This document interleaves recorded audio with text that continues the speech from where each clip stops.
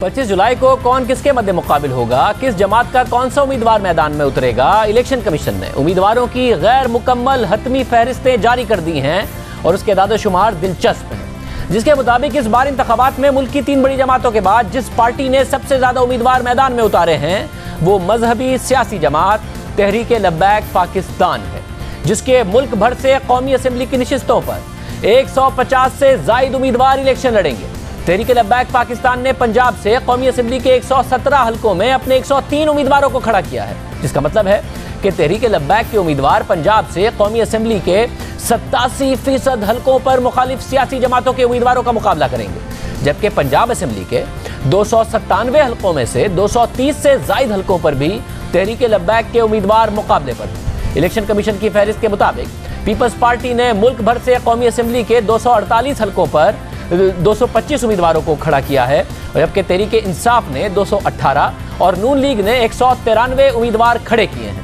पंजाब से कौमी असम्बली की नशिस्तों पर नून लीग ने 120, तहरीक इंसाफ ने भी 120 से जायद और पीपल्स पार्टी ने 117 से जायद उम्मीदवार मैदान में उतारे हैं। अभी पंजाब से कौमी असम्बली के हलकों की मुकम्मल फहरिस्त सामने नहीं आई है। तहरीक लब्बैक पंजाब भर से कौमी असम्बली के लिए 103, सूबाई असम्बली के लिए 230 से जायद और मुल्क भर से कौमी असम्बली के लिए 150 से जायद उम्मीदवार खड़े करके 3 मरकजी जमातों के बाद सबसे आगे है। तहरीक लब्बैक के उम्मीदवारों की तादाद मजहबी सियासी इत्तेहाद मुत्तहिदा मजलिस अमल के उम्मीदवारों से भी जायद है, जिसके पंजाब से कौमी असम्बली की नशिस्तों पर उम्मीदवारों की तादाद 66 और पंजाब असम्बली के लिए 140 से जायद उम्मीदवार मैदान में। इलेक्शन में तहरीक लब्बैक की क्या पोजीशन हो सकती है, अंदाजा ज़िमनी इलेक्शन में उसकी कारकर्दगी से लगाया जा सकता है। नवाज शरीफ की नाअहली के बाद NA-120 लाहौर के ज़िमनी इलेक्शन में कुलसूम नवाज ने कामयाबी हासिल की थी। तहरीक इंसाफ दूसरे नंबर पर थी, जबकि तीसरे नंबर पर आने वाले शेख अजहर हुसैन को तहरीक लब्बैक की हिमायत हासिल थी। उस वक्त कहा गया नून लीग की तरफ से कि हमारे वोट बैंक को मुतासिर करने के लिए है, मगर अब क्या इतने सारे हलकों में पंजाब से बाहर भी अगर तहरीक लब्बैक खड़ी हो रही है तो महज किसी का वोट बैंक मुतासिर करेगी या जीतेगी भी। इसी तरह PP-20 चकवाल के ज़िमनी इलेक्शन में भी नून लीग कामयाब हुई थी, जबकि तहरीक लब्बैक तीसरे नंबर पर रही। NA-4 पेशावर के ज़िमनी इलेक्शन में तहरीक लब्बैक का उम्मीदवार 5वें नंबर पर रहा। तहरीक लब्बैक पाकिस्तान कोई पुरानी मजहबी सियासी जमात नहीं है, बल्कि गुज़िश्ता साल इलेक्शन एक्ट की मंजूरी के दौरान इंतखाबी उम्मीदवार के हल्फनामे में तब्दीली का मामला सामने आया तो इस जमात ने हल्फनामे में मुबैना तब्दीली के मुतनाज़ मामले पर फैज़ाबाद और लाहौर में धरने दिए। नवंबर में फैज़ाबाद पर दिए गए धरने में इस्लामाबाद कई दिनों तक यरगमाल बना रहा, मारधाड़ हुई, मुजाहिरीन के खिलाफ क्रैकडाउन हुआ, मुकदमात दर्ज हुए। हुकूमत कहती रही इनके मुतालबात नहीं माने जाएंगे, मान लिए गए। कहा गया मुकदमात ख़त्म नहीं किए जाएंगे, मुकदमात कहीं आगे नहीं बढ़े। अब ये जमात भरपूर तरीके से इंतखाबात में हिस्सा लेने जा रही है। सुहेल बड़ाई साहब हमारे साथ मौजूद हैं, सीनियर सहाफ़ी तजियाकार। बड़ाई साहब बहुत शुक्रिया।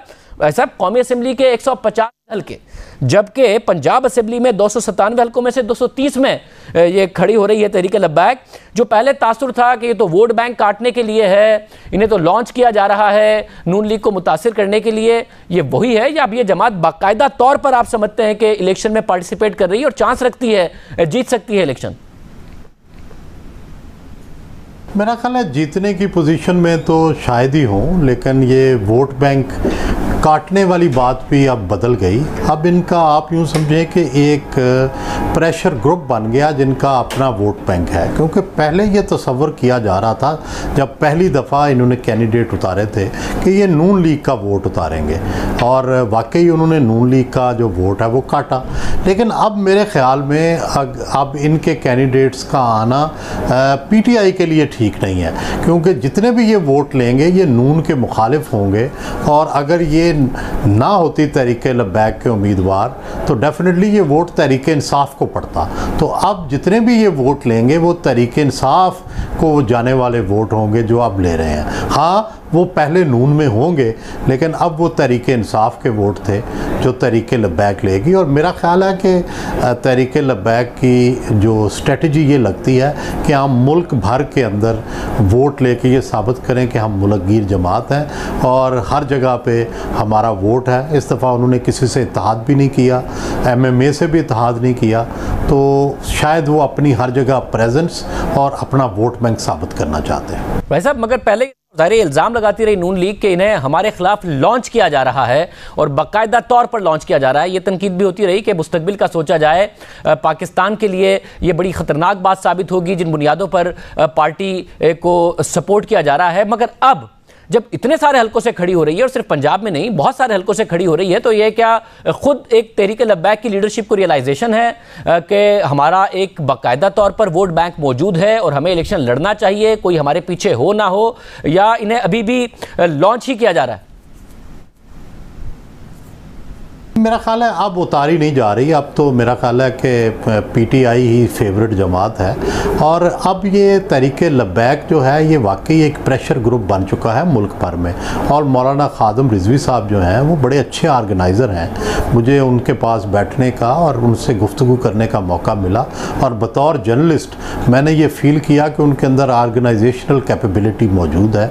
और ये कल को आने वाले दिनों में अगर ये इसी तरह इनकी ग्रोथ होती रही तो ये एक फोर्स बन सकते हैं। और दूसरा, हमारे यहाँ पिछले 100 साल से 200 साल की तारीख में इश्क़ रसूल जो है सल्लल्लाहु अलैहि वसल्लम, इसका एक हर पाकिस्तानी के अंदर एक जज्बा मौजूद है। और जब उसको ये तहरीक निज़ाम मुस्तफ़ा में चैलेंज किया गया या तहरीक ख़त्म नबूवत में चैलेंज किया जाता रहा या उसको उभारा जाता रहा तो उसकी फॉलोइंग थी। तो सिर्फ खादिम रिजवी साहब एक ऐसी फिगर के तौर पे सामने आए हैं जिन्होंने उस फॉलोइंग को, उस इशू को कैप्चर किया है। हाँ, माजी में ये होता रहा है कि ये मसला उठता रहा है, फिर आहिस्ता आहिस्ता दबता रहा है। अब शायद खादिम रिजवी साहब चाहते हैं कि ये इस मसले को वो ज़िंदा रख के आगे लेके चलें। बहुत शुक्रिया वड़ाई साहब। काफ़ी तेज़ी से वक्त बदला है। अपनी तकरीरों, मुतनाज़ तकरीरों, मार धाड़ और क्रैकडाउन की वजह से मौजूद बहस रहने वाली जमात अब मुल्क की चौथी बड़ी इस वक्त जो उम्मीदवारों के टर्म्स में जमात है इलेक्शन में